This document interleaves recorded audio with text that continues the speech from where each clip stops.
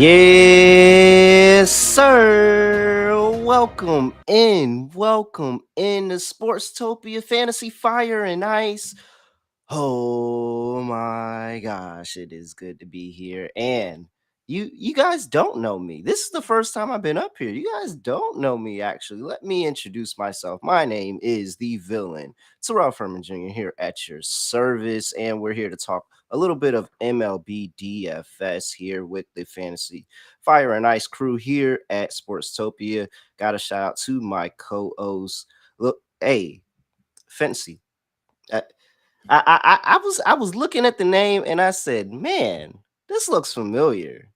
I know this guy. This guy's been around. He's been on Sirius XM doing his thing, fancy in the afternoon, fantasy alarm, all this other stuff." Shout out to Justin Fensterman. Justin, what's going on, my guy?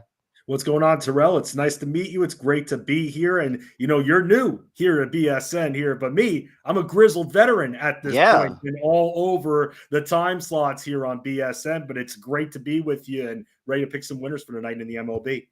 Oh man, I'm definitely ready. And look, I'm not gonna sit here and try to toot my own horn or say that I'm something big bad here or anything, but you do have somebody that was profitable in MLB DFS last week. Shout out to me. I made a little bit of a profit and I just used this optimizer. I use the optimizer. I use Fantasy Sports Logic, the contrarian optimizer that was able to just go in there, set my lineups, and I just took the lineups that they had. They made a lot of good points. I added my own handicap to it, and I decided on the players that I wanted to be on my team and help lead me to. I'm not going to say I took down the 300K or anything like that, but You I probably came wouldn't out. be here if you took down the 300K. Oh, if I took down 300K, I'm definitely on St. Lucia right now, sitting in the sun, not talking to you all.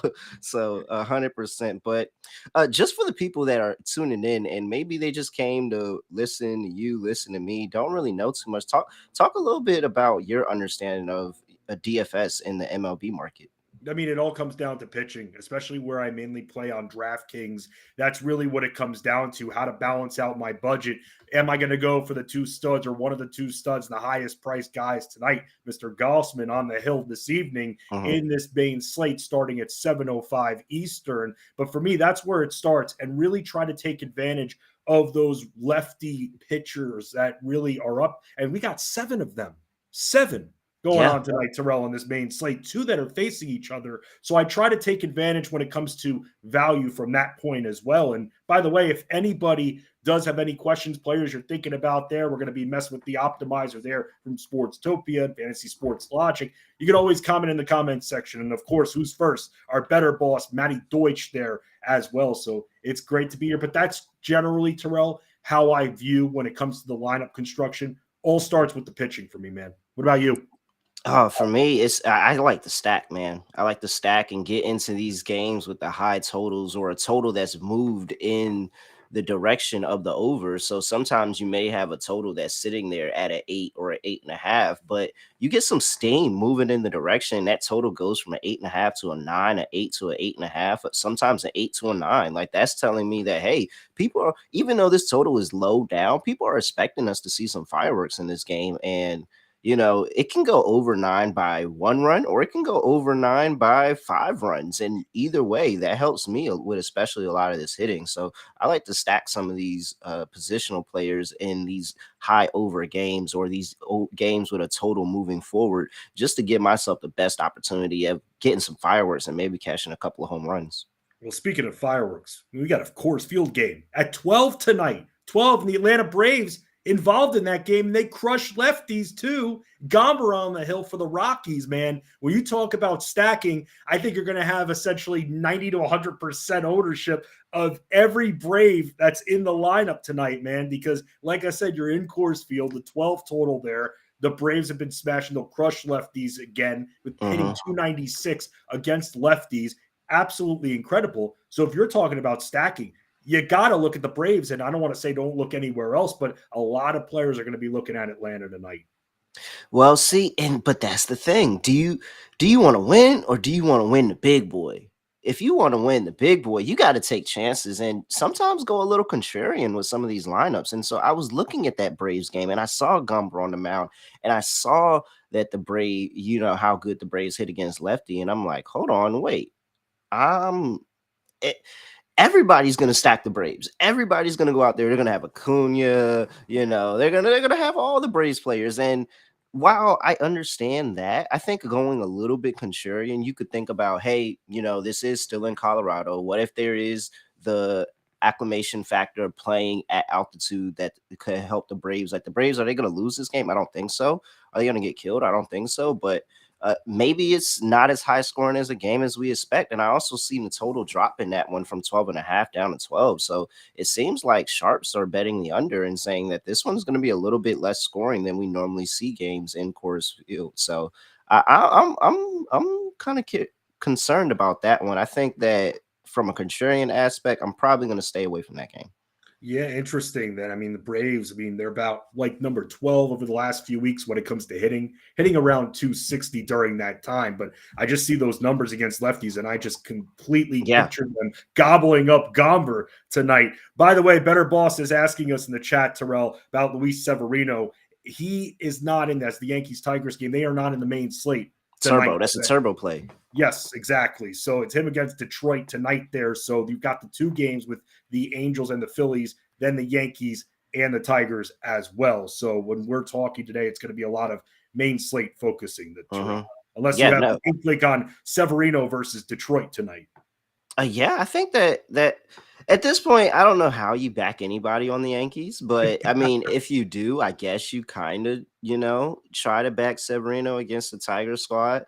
And at this point, just fade the Yankees for me. Like at this point, that's what it is. Fade the Yankees for me. They've already gone under their season win total. I think that they're like plus 100 million trillion dillion zillion to win the AL East. Like I just think that at this point, for the Yankees, it's probably better if you just pack everybody in for the season, try to develop some of this young talent, and see if you can, grow your team on a larger perspective instead of.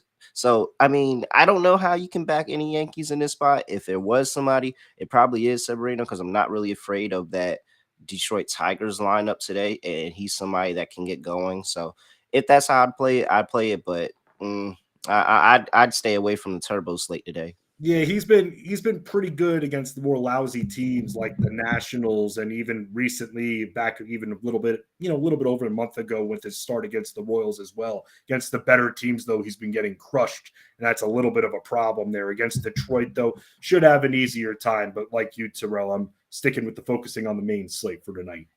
All right, well, let's dive into the main slate. And you talked about starting pitching and how important starting pitching is for you. What's one or two or a couple of pitchers that you kind of been eyeing today on this slate? And then I'll tell you what the optimizer has going on. I mean, you got to look at one of the top two here, Gausman versus the Nationals. I mean, the Nationals lineup not so threatening to me with what we've seen from Gausman this year. Absolutely incredible. And especially with those, by the way, playing on DraftKings, we say it a lot on streams here. A lot of focuses and emphasis is going to be on strikeouts there. And he's had at least 6 now. And you're looking all the way back to for the entire summer. Most of these starts here, he's struck out at least 6 batters. Previous one against Baltimore, I know it didn't look pretty at the end of the day, but only allowed the 2 earned runs there, 8 strikeouts against those Orioles, those powerful Orioles. So that shows a lot right there what this guy could do against good teams. Now facing the Nationals, were a little bit pesky at the start of the season, the midway point. Now I'm liking that tonight. I know it's 11-2 on DraftKings. Still liking that tonight, and then that's going to be one of my 2 pitchers on DraftKings. Yeah, and I mean, we can go straight to the optimizer on this one. The optimizer pulls from a whole bunch of different websites. It gives you multiple lineups that you can play, and I'm talking about from sports data, from stats perform, and they even blend all of them together. They have ballpark, PAL up there as well, FTN data, RotoWire. Like they pull from so many different places, and the number one picture that's popped up today is, in fact, Kevin Gausman. So that's one person that's popped up on numerous of sites. He's the number one value pitcher today. They have him scoring anywhere between 20 and 23 fantasy points today. So I agree that same way. I mean, how do you not fade the Nationals in this spot and kind of look at Toronto, who's making a push for the playoffs.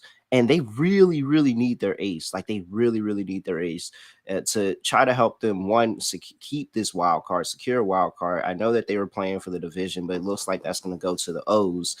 Yeah, I 100% am with you in backing Kevin Gausman here today. It's been so tough for them, man. I mean, it just seems like every single week when eyeing the injuries, there's always somebody else that gets It's Drake's fault. It's Drake's fault. It is. It's Drake's fault. It's 100% Drake's fault. I'm telling you, it's 100% Drake's fault. He roots for 25 teams in each sport. Yep. Is that why? Yep. And then and none of them are Toronto. So Toronto continues to get the crappy end of the stick. Like, come on. You have the Maple Leafs. What are the Maple Leafs doing? You have the Toronto Raptors who are going out here and selling everybody. It's Drake's fault. It's clearly Drake's fault. He's on tour. He's not paying any attention to the Blue Jays. That's why the Blue Jays are in this situation. Yeah, I mean, look, I guess you could say when it comes to him and everything that he'll change his allegiance once again after this year, because that's generally what he does. The Raptors won that title back in 2019. Haven't seen him probably at a Raptors game since. Just saying. Just saying right there. But the Nationals over the last week alone, they're hitting under 225. And when you look at them on the grand scheme at a larger scale over the last few weeks, they're halfway down when it comes to how they're hitting versus the rest of the league. But then that's gone down a little bit. So that's why I have no trepidation with Gausman tonight. And clearly the optimizer feels the same way. Naturally, highest value pitcher tonight. All right. Toronto Blue Jays 2.5 games back of the wild card. They're chasing. They're definitely going to need to sweep the Nationals. So I expect to see a very good outing of Kevin Gausman. What's another picture? I know you were talking about some of these left-handed pitching. What's another picture that you're looking at today for maybe a backup spot to go next to Gausman? So, I mean, when we look at the high price guys again, I mean, you have to give a little bit of attention to Blake Snell, who's still in that high priced area. Again, large slate. So you're getting a lot of pitchers that are 10K or higher. And here's the thing with Snell, he's been pretty good over his last few starts, but it's more on the other side of it with St. Louis, because St. Louis has been pretty bad. I mean, they've hit under 200 the last week, 223 over the last few weeks. They've had players that have been a little bit banged up, but that's where I'm kind of looking at tonight here, that them hitting only 250 against lefties for the season. It makes me want to give a little bit of confidence in Blake Snell tonight. And when you're looking at the park as well, you'd rather see it when looking on the pitching side at Petco.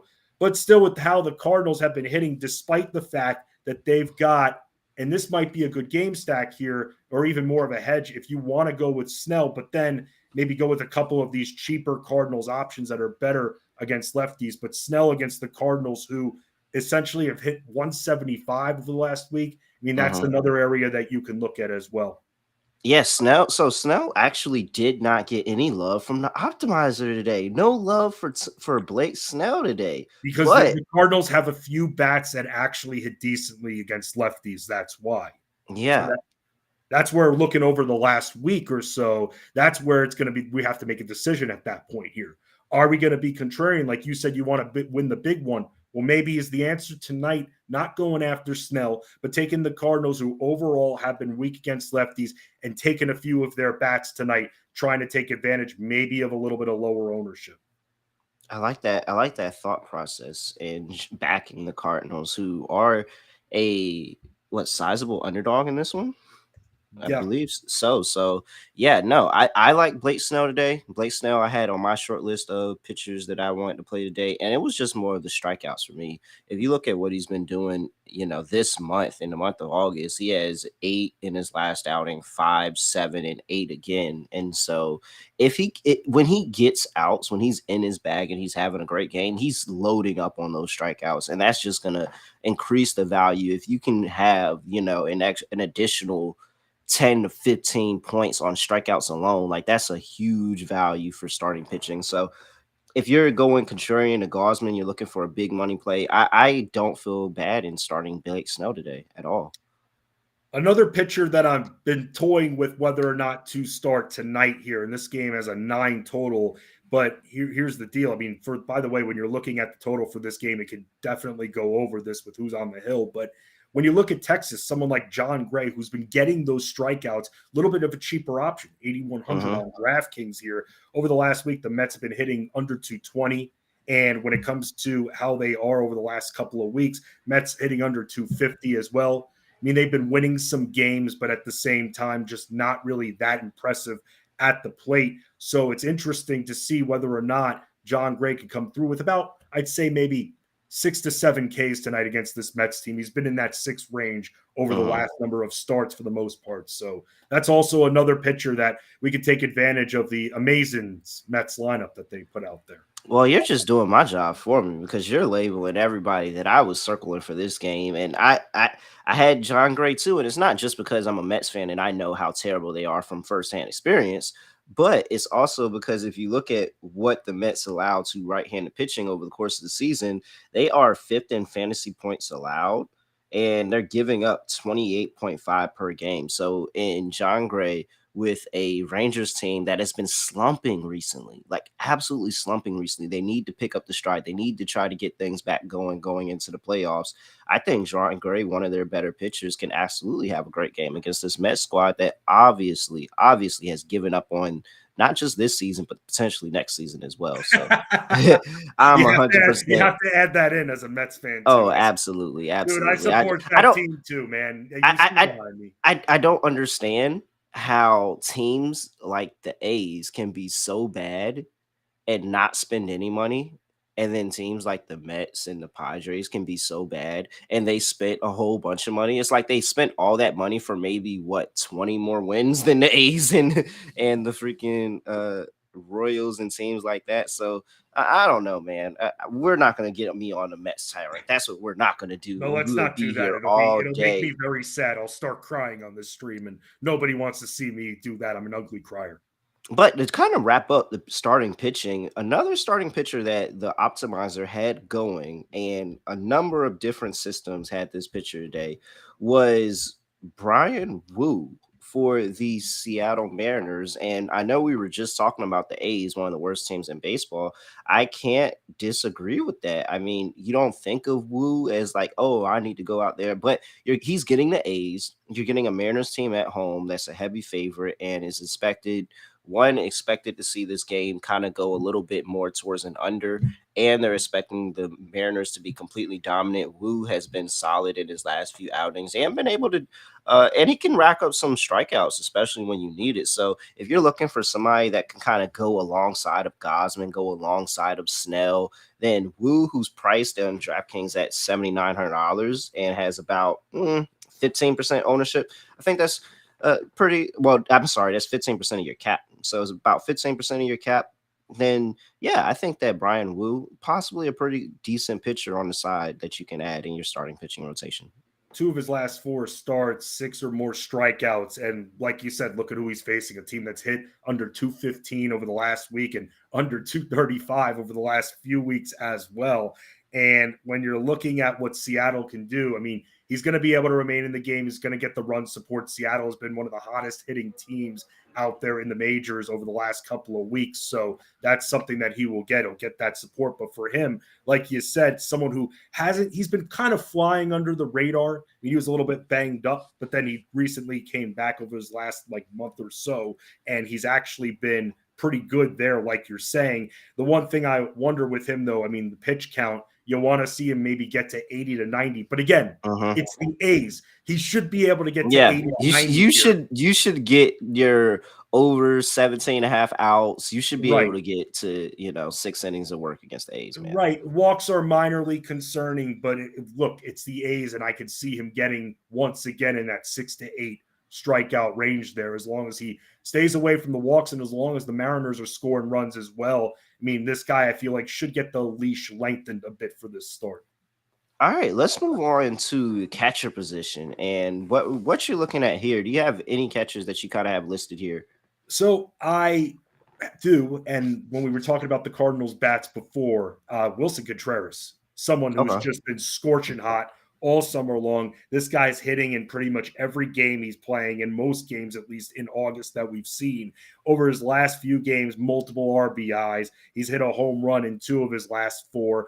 Excellent as well there against left. I mean, he's been just great. So with that, I'm actually going to look at him and go after him for the catcher spot tonight. What about you? I'm going with the optimizer. The optimizer threw out Mitch Garver, and Mitch Garver for the Texas Rangers. One, I get to fade the Mets, so this is an emotional hedge here at this point because either the Mets win, and no, actually, there's nothing good coming from the Mets winning. There's actually nothing. So no, I'm not getting anything good if the Mets win. I hope the Mets actually don't win. But the Rangers, if they go out there and you sit there, you look who's on the mound, and you have Tyler McGill, who's been decent, but he's had flashes, but he's just not consistent. 5.54 ERA, 1.73 whip. It just looks like that he's a solid pitcher, but because the team is not playing for anything, his stats are tanking down the toilet. And I'm going to take advantage of a Rangers team that needs this win. Again, I'm talking about the Rangers who lost, what was it, like 8 of their last 9 or 8 of their last 10 or something like that. And they're currently sitting healthily in the wild card position, but they could have led, the entire AL American League. So I'm looking here to I'm sorry. Yeah, they're sitting here in a wild card position, but they could have been in the entire American League. Like they could have been one of the best teams in the American League, but it was because they had bad pitching to start. It was because they had this little slump going on. I think they get it back going for the playoffs and try to secure that playoff spot. So, yeah, I think that the Rangers are going to have a good day today. Their bats are going to show up to play in Queens, like, hitting against the Mets, and Mitch Garver is one of those people that I think is going to be able to do it first. Yeah, I mean, hitting in 4 of his last 5 games, like you said. I mean, double-digit points in 3 of his last 5. So he's definitely been good in that front there. Want to make a quick correction as well. Said William Contreras was actually who I was referencing before. Got my wires crossed for a second. Want to make sure that getting everybody correct advice, staying on the same page. So we both got 2 catchers right there, and one of them definitely being higher priced. But with Mitch Garver, 3,700 Yeah. allows us to get a Gossman in our lineups for the pitching side. And this is what I like about the optimizer providing so many different lineups because for whatever situation you're in, if you need a high price player or a low price player, like different lineups have that. So if we just look at, you have Gabriel Moreno over here, $2,500. That's a cheaper option. Like I said, Mitch Gardner, $3,700. That's more of an expensive option. You have Hunter Goodman that they also project to have a good game as well. We talked about that Rockies and Atlanta game and potentially seeing some fireworks in that game. Hunter Goodman for $2,000. That's a really, really low price. Uh, Luis Campusiano. Oh man, I'm sorry. I know I butchered that. It's all right. $2,800. So you have a whole bunch of different options that it provides you that you can just kind of tinker around with your lineup. And if you don't go exactly with the optimizer's lineup, you can take the option that fits your salary cap. So 100% Patrick Bailey in that San Francisco and Cincinnati game. I didn't talk about that, but I do kind of like Abbott today, lefty on the mound. We talked about You know what? I was going to bring that up too. And then I was looking at the price and I was like, can we go a little bit cheaper? I mean, the guy's 9,800, but this Giants lineup, you really can't trust. That's where you got the lefty-lefty matchup there against Harrison. But with what Abbott's done and what the Giants lineup hasn't been doing with him, I think tonight we're going to get kind of like he's gotten like 5 Ks in each of his last 3 start, 5+ Ks. I think tonight's another night where we can rely on that for Andrew Abbott, even though it's a high price. It's 9,800 tonight. But again, facing the Giants, and he's not let up a ton of earned runs lately, I'm fine with that. Yeah, and I mean, at this point, it seemed I treat this like how I treat the WNBA, and because they're both at the same point in the season, basically towards the end of the season. These teams are showing you who they are. And we've gotten to this point where they're showing you who you are. The Giants had big expectations going into the year and completely folded, and now they're basically a 500 ball club. And they're showing you who they are. The third in the NL West, and this is a team that this Cincinnati team can exploit, especially on the mound. So yeah, I like Abbott, and I like playing this game as well because I think that Cincinnati can be able to get off on the Giants a little bit. So yeah, and I'll say this: San Francisco strikes out the 3rd most against left-handed pitchers, so that's something else to put in the basket of Abbott tonight, despite him being 9,800 on DraftKings. all right, let's move on to first baseman. Anything first baseman that's intriguing you? mean, looking at first base, I mean, again, and I've talked to you about this, and I know that you kind of want to go to the other side, but I want to get some of these Braves bats in Coors Field.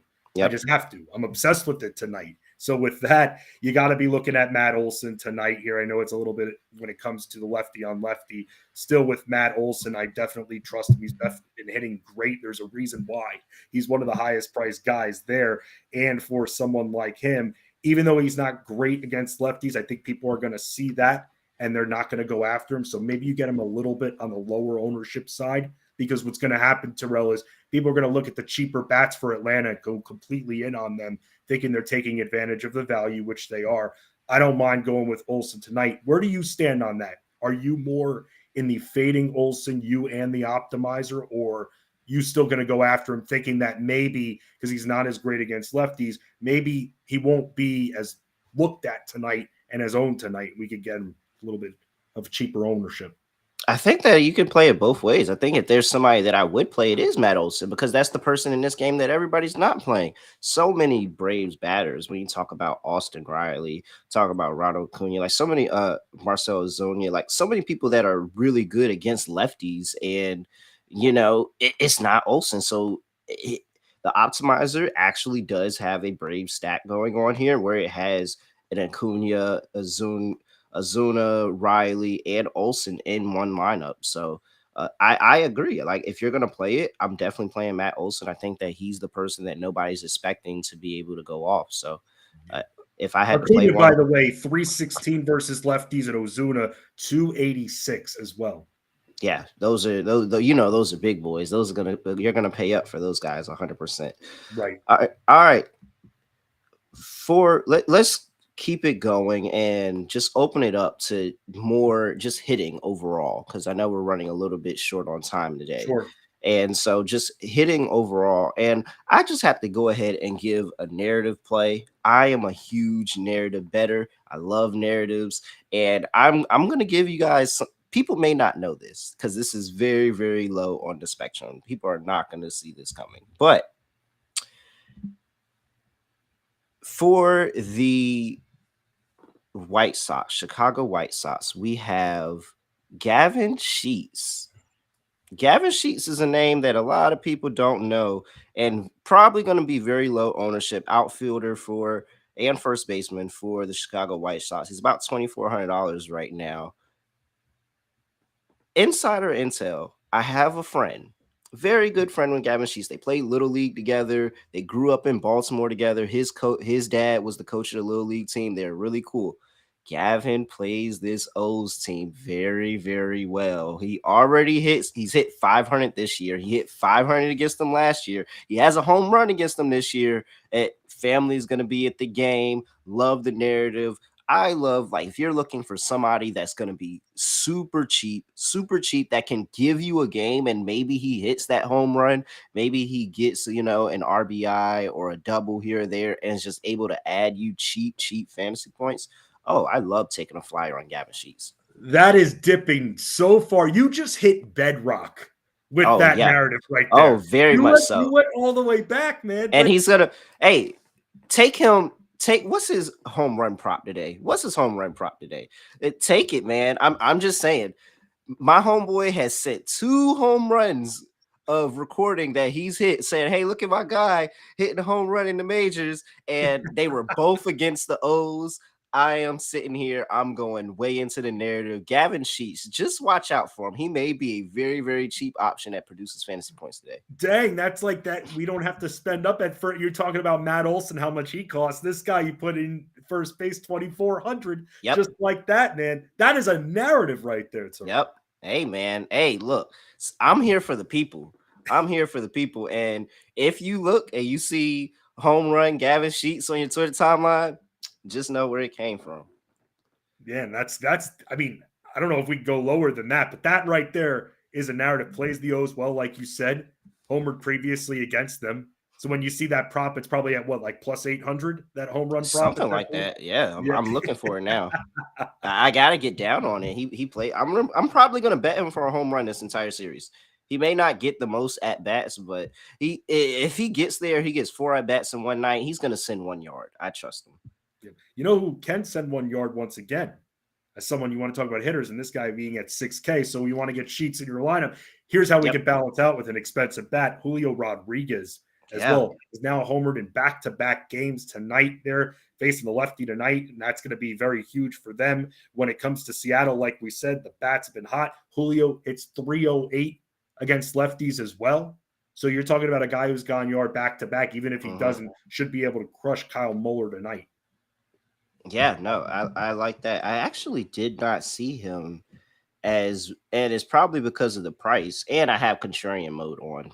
Of course, I have contrarian mode on. So, and that's what I love about the optimizer, because you can turn contrarian mode on or off. You can turn stack mode on or off if you like the stack, if you like contrarian mode. Like, it's so many different things you can do. It's such a useful tool, and have it for us all season. And like I said, I've been able to win money off of it. So I like being able to have different lineups and be able to play and just use that as different ways to say, hey, this is a player that he likes. I may not go with this entire lineup, but I have enough for this player. I'm going to stick them into my lineup. So 100% like that.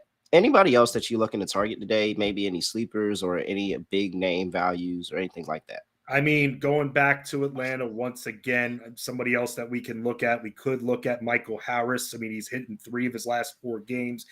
Also very good against lefties too in the 280s. So with that, he should be able to get us some production, or at least get on base once, if not twice, during this game. So again, looking at Coors Field, we got to look at some of these cheaper Atlanta bats now as well. Michael Harris at 5,300 mid price. I'm cool with that. Yeah, as long as the optimizer is, of course.